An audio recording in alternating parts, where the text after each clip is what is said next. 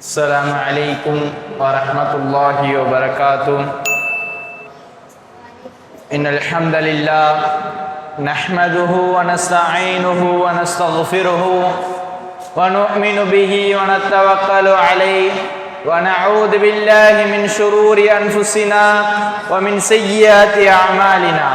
من يهدي الله فلا مضل له ومن يضلله فلا هادي له. وأشهد أن لا إله إلا الله وأشهد أن محمدا عبده ورسوله. أما بعد فقد قال الله تعالى في القرآن الكريم والفرقان المجيد: أعوذ بالله من الشيطان الرجيم. بسم الله الرحمن الرحيم.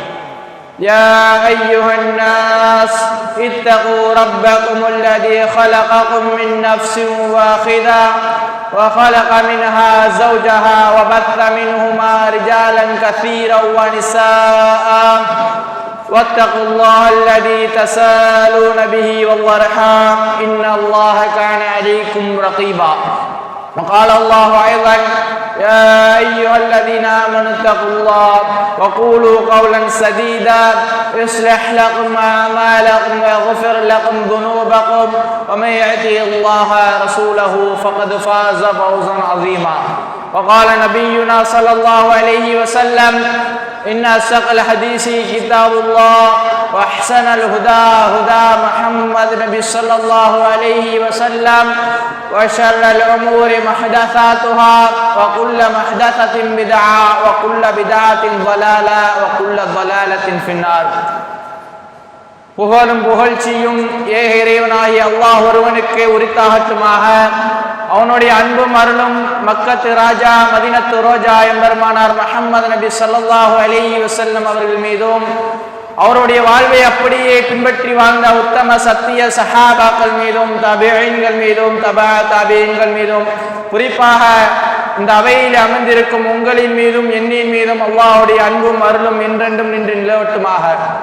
அல்லாஹ்வின் நல்லடியார்களே, யார் அந்த முஹம்மது ஸல்லல்லாஹு அலைஹி வஸல்லம்? இன்றைக்கு இந்த சமுதாயம் அவருடைய வாழ்வை அறிந்திருக்கிறதா? அவருடைய மனைவிமார்களுடைய வாழ்வை அறிந்திருக்கிறதா என்று பார்த்தால் அறிந்திருப்பவர்கள் மிகவும் குறைவான நபர்கள் தான். அல்லாஹ் ரப்பல் ஆலமீன் அவரை பற்றி தன்னுடைய புத்தகமான அல் குர்ஆனிலே கூறுகிறான்: வமா அர்ஸல்னாக இல்லா ரஹ்மத்தல் லில் ஆலமீன். நபியே, உம்மை நாம் அகிலத்தாருக்கு அருள் கோடையாக அன்றி நாம் உம்மை அனுப்பவில்லை. அல் ஆலம் என்று சொன்னால் யாருக்கு சொல்லப்படும்?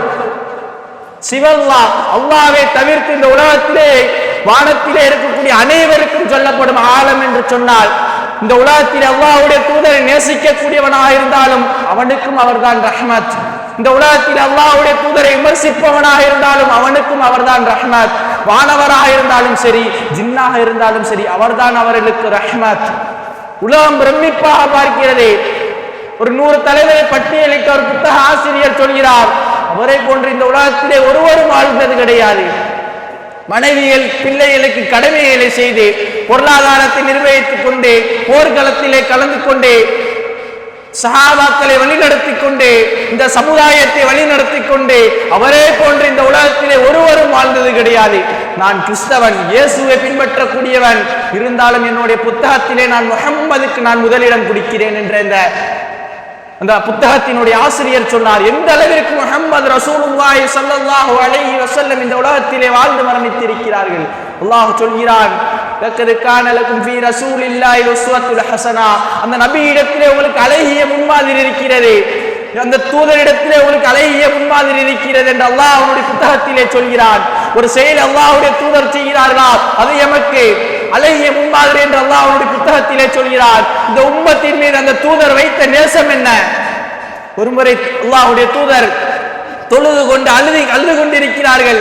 அப்போது அல்லாஹ் ஜிப்ரீலை அனுப்புகிறான். ஜிப்ரீலே, தூதர் அழுகிறார், ஏன் என்று கேட்டு வாருங்கள். எனக்கு தெரியும், நீங்கள் கேட்டு வாருங்கள் ஏன் அழுகிறார் என்று. ஜிப்ரீல் வருகிறார் அல்லாஹ்வுடைய தூதரிடத்திலே. அல்லாஹ்வுடைய தூதர், ஏன் அழுகிறீர்கள்? அல்லாஹ்வுடைய தூதர் சொல்கிறார், நான் ஏன் அழுகிறேன் என்று என்னுடைய இறைவன் அறிவான். ஜிப்ரீல் சென்று சொல்கிறார், அல்லாஹ் நான் கேட்டேன், அவருடைய பதில் இதுதான். அல்லாஹ் ரப்பல் ஆலமீன் மீண்டும் ஜிப்ரீலுக்கு சொல்கிறான், ஜிப்ரீலே திரும்ப தூதரிடத்திலே போதுங்கள், இத்ஹப் இலா முஹம்மத், முஹம்மது இடத்திலே செல்லுங்கள். அவரிடத்திலே சென்று சொல்லுங்கள், அவருடைய சமுதாயத்தை நான் சோதிக்க மாட்டேன், அவருடைய சமுதாயத்தை நான் பொருந்திக் கொண்டேன் என்று அவரிடத்திலே சென்று சொல்லுங்கள் என்று முஹம்மது ரசூல் இடத்திலே ஜிப்ரீலை அல்லாஹ் அனுப்புகிறான். இந்த பதிலை கேட்டவுடன் அல்லாஹ்வுடைய தூதர் என்ன சொன்னார்கள் என்று தெரியுமா? அல்லாஹும்ம உம்மத்தி உம்மத்தி, யா அல்லாஹ் என் சமூகம் என் சமூகம், என்னுடைய சமூகத்திலே பிறந்த ஒவ்வொருவருடைய நிலைமையும் எனக்கு வேண்டும், அவர்களை நீ மன்னிக்க வேண்டும், அவர்களை நீ பொருந்திக் கொள்ள வேண்டும். லக்கத் ஜாஅக்கும் ரசூலும் மின் அன்ஃபுசிக்கும் அஸீஸுன் அலைஹி மா அனித்தும் ஹரீஸுன் அலைக்கும் பில் முஃமினீன ரഊஃபுர் ரஹீம். அல்லாஹ் சொல்கிறான், உங்களிடத்திலிருந்து ஒரு தூதர் உங்களிடம் வந்திருக்கிறார், நீங்கள் கஷ்டப்பட்டால் தன்னுடைய கஷ்டத்தை போன்று உணரக்கூடியவர், முஃமின்கள் மீது பேராசை உடையவர். குர்ஆன் பேசுகிற அந்த தூதருடைய முஹப்பத்தை, ரഊஃப் என்றால் யாருடைய பெயர், ரஹீம் என்றால் யாருடைய பெயர், அல்லாஹ்வுடைய பெயரை அவனுடைய தூதர் இந்த உம்மத்தின் மீது வைத்திருக்கிற நேசத்திற்கு ஒப்பிட்டு சொல்கிறான் என்று சொன்னால் எந்த அளவிற்கு இந்த உம்மத்தை அந்த தூதர் நேசித்திருப்பார். ஏன் நாம் எல்லாம் அறிந்த சம்பவம் தாயிஃப். தூதருடைய கருணை என்றைக்காவது சிந்தித்து பார்த்திருக்கிறீர்களா? தூதர் ஒரு வார்த்தை சொல்லியிருந்தால் ஊரே அழிந்திருக்கும். என்ன ஊர் அது? தாயிஃப்.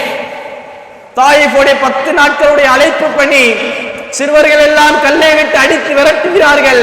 10வது நாள் வெளியேறக்கூடிய சமயம் தூதருடைய முகமெல்லாம் இரத்தம். வெளியே வருகிறார்கள் தூதர். ஜிப்ரீல் வருகிறார், அல்லாஹ்வுடைய புறத்திலிருந்து சலாத்தை சொல்கிறார். தூதரே, இதோ அல்லாஹ் மலையோடைய மலக்கை அனுப்பியிருக்கிறான், நீங்கள் அவருக்கு கட்டளையிட்டீர்கள் என்று சொன்னால் இதோ இந்த தாயிஃபுடைய வாசிகளை 2 மலைகளுக்கு மத்தியிலே வைத்து நசுக்கி விடுவார்கள். தூதர் என்ன வார்த்தை சொல்லியிருப்பார்கள்? அல்லாஹ், அல்லாஹ்வின் மீது ஆணையாக எம்முடைய தூதரை தவிர வேற யாராலும் அந்த வார்த்தையை சொல்ல முடியாது. சொன்னார்கள், வேண்டாம், அவருடைய பிச்சலமாக இஸ்லாத்தை ஏற்றுவிடும். இவர்கள் இஸ்லாத்தை ஏற்கவில்லை என்று சொன்னாலும் அவருடைய பிச்சலங்களாவது இஸ்லாத்தை ஏற்றுவிடும் என்றே எம்முடைய தூதர் ஸல்லல்லாஹு அலைஹி வஸல்லம் அவர் சொன்னார்கள்.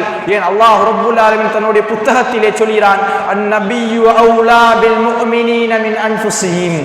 இறை நம்பிக்கையாளருக்கு நபி யார் என்று தெரியுமா?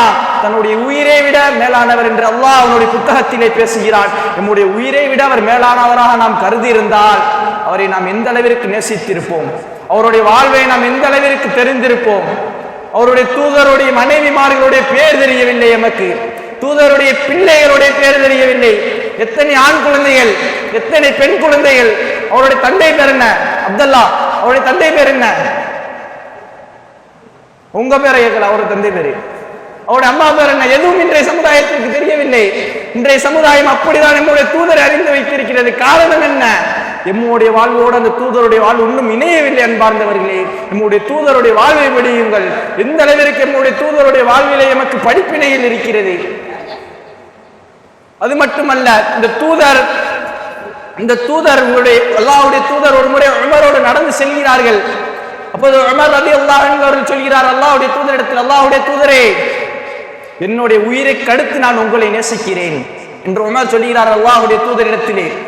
உடனே அல்லாஹ்வுடைய தூதர் சொல்ல, உமரை நீ முஃமினா ஆக மாட்டாய், நீ என்னை நேசிக்கும் வரை நீ முஃமினா ஆக மாட்டாய்.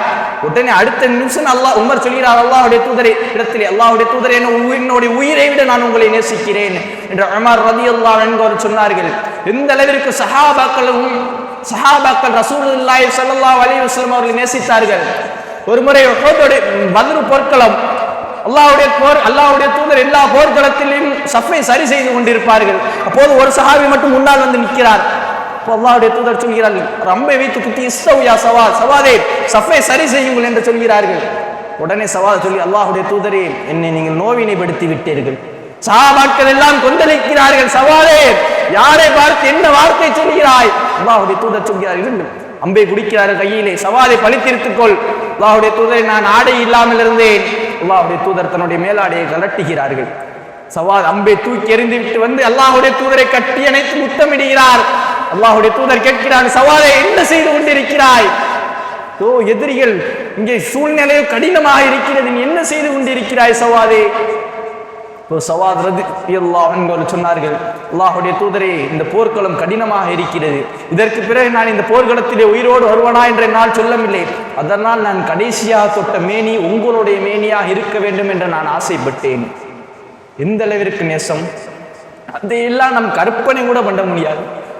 கடலை மையாக்கி எழுதி முடிக்க நினைத்தாலும் அவருடைய நேசத்தை எல்லாம் முடிக்க முடியாது. அந்த அளவிற்கு நேசம் கொண்டிருக்கிறார்கள். அல்லாஹ்வுடைய தூதர் ஒது செய்தால் அந்த தண்ணியை பிடித்து எம்முடைய மேலிலே தடவிக் கொள்வார்களாம் சஹாபாக்கள். ஒருமுறை அல்லாஹ்வுடைய தூதர் அபூபக்கர் ஹிஜ்ரத் செய்து கொண்டிருக்கிறார்கள்.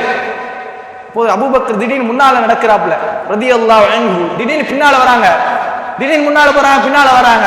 அப்போ அல்லாஹ்வுடைய தூதர் கேட்கிறாங்க, அபூபக்கரே உங்களுக்கு என்ன ஆச்சு? ஒரு இடத்துல நடக்க மாட்டேங்க, இங்க போறீங்க அங்க போறீங்க, மாத்தி மாத்தி நடந்துகிட்டே இருக்கீங்க, உங்களுக்கு என்ன ஆச்சு? சொல்கிறாரு, அல்லாஹ்வுடைய தூதரே, நாம் இருவரும் ஹிஜ்ரத் செய்து கொண்டிருக்கோம், நாம் இருவரும் ஹிஜ்ரத் செய்து கொண்டிருக்கோம். எதிரிகள் உங்களை தாக்கினால், உங்களுடைய மீது என் அன்பு வந்து எய்ந்தால் என்னுடைய கழுத்திலே பட வேண்டும் அல்லாஹ்வுடைய தூதரே, அதனால் தான் நான் இவ்வாறு செய்து கொண்டிருக்கிறேன். அல்லாஹ்வுடைய தூதர் மீது எந்த அளவிற்கு தான் உயிரை இழந்தாலும் என்னுடைய தூதருடைய உயிரை இழக்க மாட்டேன் என்று அந்த அளவிற்கு நேசம் கொண்டார்கள். சஹாபாக்கள் எல்லாம் போர்க்களத்திலே சொல்வார்களாம், அல்லாஹ்வுடைய தூதரே, உங்களுடைய தலையை வெளியே காட்டால் கீழே அமருங்கள், எங்களுடைய முதுகுக்கு பின்னால் நீங்கள் நின்று கொள்ளுங்கள், உங்களை எதிர் அம்பு தாக்கினால் எங்களுடைய உள்ளத்தை அன்பு தைக்க வேண்டும், உங்களுடைய உள்ளத்தை அன்பு தைக்க கூடாது. அல்லாஹ்வின் நல்லடியார்களே, எந்த அளவிற்கு நேசம் வைத்திருக்கிறார்கள். அதே போன்றுதானே அந்த தூதரும் இந்த உம்மத்தின் மீது நேசம் வைத்தார்கள். நாம் எல்லாம் அறிந்திருப்போம் நாளை மஹ்ஷரினுடைய நிலைமையை. இருந்தாலும் மீண்டும் நம்முடைய ஈமானை பலப்படுத்துவதற்காக வேண்டி மீண்டும் கூறுகிறேன், நாளை அனைத்து மக்களும் ஒன்று கூடுவார்களாம். அங்கு ஒருவர் கேட்பார், எமக்காக வேண்டிய அல்லாஹ்விடத்திலே பரிந்து பேசக்கூடிய நபர் யார்? அப்போது ஒருவர் சொல்வாராம், நம்முடைய தந்தையான ஆதம் இடத்திலே செல்வோம், அவரிடத்திலே சென்று எமக்காக வேண்டிய அல்லாஹ்விடத்திலே பரிந்து பேச சொல்வோம். ஆதம் இடத்திலே அனைத்து மக்களும் செல்வார்கள். நபி ஆதம் இடத்திலே சொல்வார்கள், ஆதமே, உங்களை அல்லாஹ் உங்களோடு அவர்களுடைய கையால் படைத்தான் என்று அவருடைய சிறப்பை எல்லாம் சொல்லி, ஆதமே, எங்களுக்காக வேண்டிய அல்லாஹ்விடத்திலே பரிந்து பேசுங்கள் என்று சொல்வார்கள். நபி ஆதம் சொல்வார், என்னுடைய இறைவன் இன்றைய தினம் கோபத்தோடு இருக்கின்றான், இதே போன்ற கோபம் இதற்கு முன்னாலும் பட்டிருக்க மாட்டான், இதற்கு பிறகும் பட போவதில்லை. நபி நூஹ் இடத்திலே செல்லுங்கள். நூஹ் இடத்திலே செல்வார்கள்.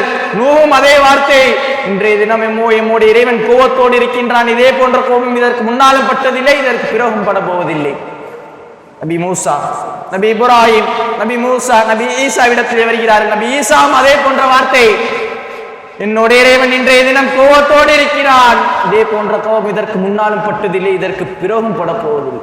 உலுல் அஸ்மி மினர் ரசூல், அல்லாஹ்வால் தேர்ந்தெடுக்கப்பட்ட அனைத்து நபிமார்களும் ரசூல்மார்களும் சொன்ன வார்த்தை என்ன? யா நஃப்ஸி யா நஃப்ஸி, என்னுடைய நிலைமையே என்னுடைய நிலைமையே என்று சொல்லக்கூடிய நேரத்திலே அனைத்து மக்களும் ரசூலை நோக்கி செல்வார்கள். நபி ஈசா சொல்வார், உங்களுக்காக அனுப்பப்பட்ட முஹம்மது இடத்திலே செல்லுங்கள். அனைத்து கூட்டம் முஹம்மதை நோக்கி செல்லும். சொல்லுவார்கள், அல்லாஹ்வுடைய தூதரே, எங்களுக்காக வேண்டி அனுப்பப்பட்ட நபியே, உங்களுக்காக அல்லாஹ்விடத்திலே பரிந்து பேசுங்கள். அல்லாஹ்வுடைய தூதர் ஒரு வார்த்தை பேச மாட்டார்கள், சஜிதாவிலே விழுந்து விடுவார்கள். அல்லாஹ்வுடைய தூதர் சஜிதாவிலே விழுந்து விடுவார்கள். இன்றைக்கு 1000 மைலுக்கு மேலே சூரியன் இருக்கிறது, அதோடைய வெப்பத்தை எம்மால் தாங்க முடியவில்லை. ஆனால் அல்லாஹ்வுடைய தூதர் அந்த நிலையிலே சஜிதாவிலே விழுவார்கள். அப்போது அல்லாஹ் ரப்புல் ஆலமீன் சொல்வான், இர்ஃபா ரஸக யா முஹம்மது, முஹம்மதே, உங்களுடைய தலையை உயர்த்துங்கள். சல் துஅதா வஷ்ஃபா துஸஃபா, முஹம்மதே, நீங்கள் எதை வேண்டுமானாலும் கேளுங்கள், யாருக்கு வேண்டுமானால் பரிந்துரை செய்யுங்கள், அதை நான் அங்கீகரிக்கிறேன் என்று அல்லாஹ் சொல்வான். அனைத்து மக்களும் பார்த்து கொண்டிருப்பார்கள், என்னுடைய தூதர் யாருக்காக வேண்டி பரிந்துரைக்க போகிறார்? அவருடைய தோழர்களுக்காக வேண்டி பரிந்துரைத்தார்களா? இல்லை என்று சொன்னால் அவருடைய மனைவிமார்களுக்காக வேண்டி பரிந்துரைத்தார்களா? அவருடைய பிள்ளைகளுக்கு பரிந்துரைத்தார்களா? அபூபக்கர், உமர், உஸ்மான், அலி போன்றவர்களுக்காக வேண்டி பரிந்துரை செய்தார்களா? யாருக்காக வேண்டி பரிந்துரைத்தார்கள்? அனைத்து மக்களும் பார்த்து கொண்டிருப்பார்கள். அப்போது அவர் சொன்ன வார்த்தை என்ன? அல்லாஹ், என்னுடைய சமுதாயம் என்னிடத்திலே வந்து நிற்கிறார்கள், இவரை நீ மன்னித்து சொர்க்கத்திலே எந்த அளவிற்கு நேசம் வைத்திருந்தார்கள். இந்த உம்மத்திற்காக அனுப்பப்பட்ட ஒரு அருள்கோடை எந்த அளவிற்கு கஷ்டப்படுத்தப்பட்டார்கள். இந்த உம்மத் அவர்கள் எந்த அளவிற்கு துன்புறுத்தியும் இந்த உம்மத்தின் மீது அந்த தூதர் எந்த அளவிற்கு நேசம் வைத்திருந்தார்கள். அல்லாஹ்வின் நல்லடியார்களே, எமக்காக வேண்டி அனுப்பப்பட்ட அருள்கோடையினுடைய வாழ்வை நம்முடைய மரணம் எம்மை பின்தொடர்ந்து வந்து கொண்டே இருக்கிறது. நாம் எப்படியாவது நம்முடைய தூதருடைய வாழ்வை நாம் மரணித்து முடிப்பதற்குள் படிக்க வேண்டும். அல்லாஹ்வின் நல்லடியார்களே, இந்த உம்மத் அந்த தூதரை பல முறையிலே சித்திரவை செய்திருக்கிறார்கள். அல்லாஹ்வுடைய தூதர் தொழுது கொண்டிருக்கிறார்கள். ஏன் அல்லாஹ்வுடைய தூதர் சஃபாவுடைய மலையிலே ஏறி பிரச்சாரம் அல்லாஹ் அனைத்து மக்களையும் அழைக்கிறார்கள். யா குரைஷ் என்று அழைத்து மக்காவிலே வாழ்ந்த அனைத்து மக்களையும் அழைக்கிறார்கள். அல்லாஹ்வுடைய தூதர் அனைத்து மக்களும் வருகிறார்கள். அல்லாஹ்வுடைய தூதர் சொல்கிறார்கள், இதோ இந்த மலைக்கு பின்னால் இருக்கிறதே, இதற்கு பின்னால் ஒரு படை உங்களை தாக்க வருகிறது என்று சொன்னால் நீங்கள் நம்புவீர்களா மாட்டீர்களா? நேரம் சொல்கிறார், நாங்கள் எப்படி உங்களை நம்பாமல் இருப்போம், நாங்கள் உங்களை நம்புகின்றோம் என்று சொல்கிறார்கள். அதே பிற அல்லாஹ்வுடைய தூதர் சொல்கிறார்கள், நான் இன்றைய தினத்திலிருந்து இறுதி மனிதன் வரை நான் இறை தூதராக அனுப்பப்பட்டிருக்கிறேன் என்று அல்லாஹ்வுடைய தூதர் சொன்னவுடன் எந்திரித்தான் அவருடைய குடும்பத்தில் இருந்து ஒருத்தவன், அபூ ஜஹல். மண்ணை அறிந்து எறிந்தான். தப்பன் லகயா முஹம்மத், முஹம்மதே உன்னுடைய கரம் நாசமாகட்டும். அல்லாஹ் அடுத்த செகண்ட் வசனத்தை இறக்கின்றான். ஏன் எத்தனை நபிமார்களை விமர்சித்திருக்கிறார்கள், மஜ்னூன் பைத்தியக்காரன். ஏன் நபி நூஹை விமர்சித்தார்கள், ஆனால் நம்முடைய தூதர் முஹம்மதை விமர்சித்தவுடன் அல்லாஹ் அடுத்த செகண்ட் வசனத்தை இறக்கின்றான். யாரோட கரம் நாசமாக வேண்டும் என்று சொல்கிறாய்? தப்பத் யதா அபீ லஹபின் வ தப், உன்னோட கரம் நாசமாகட்டும், நீ நாசமாக என்று அல்லாஹ் வசனத்தை இறக்கினான் என்று சொன்னார். நம்முடைய தூதர் மீது அல்லாஹ் எந்த அளவிற்கு பாசம் வைத்திருப்பான். ஆகவே அல்லாஹ்வின் நல்லடியார்களே, நாம் வாழும் காலம் எல்லாம் நம்முடைய தூதரனுடைய வாழ்வை பின்பற்றக்கூடிய மக்களாக அல்லாஹ் உங்களையும் என்னையும் ஆக்கி அருள்புரிவானாக கூறி என்னுடைய உரையை முடித்துக் கொள்கிறேன். வகூலு கௌலி ஹாதா அஸ்தக்ஃபிருல்லாஹ் லி வ லக்கும். அஸ்ஸலாமு அலைக்கும்.